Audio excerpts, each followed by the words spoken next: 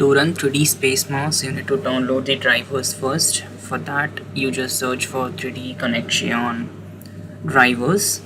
So it will directly take you to the 3DConnexion website. So just select the pop-up that is drivers and application, and from there you can directly download the drivers for Windows, Mac and Linux. So I need the drivers for Windows.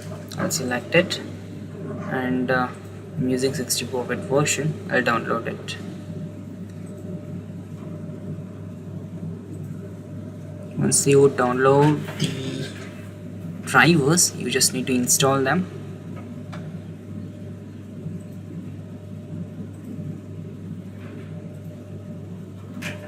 So all the required drivers for all the kinds of 3DConnexion mouse will be by default added into it. Just accept the privacy and directly go for installing. The current version is 10.7.4.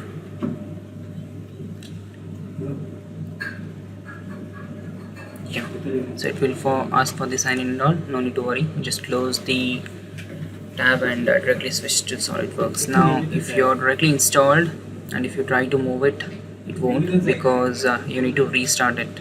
In the add-in also there is no 3DConnexion add-in, right? So for that you need to just restart your SOLIDWORKS.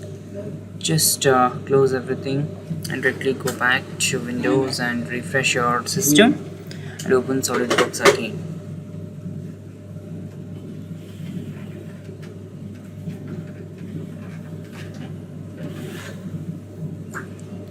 Once you restart your system, automatically the 3DConnexion add-in will be added, and you can directly work on SOLIDWORKS or any other platforms. Even you can check in the add-in, we do have the 3DConnexion, right? So this is how you need to just install the drivers and start working on 3DConnexion Space Mouse.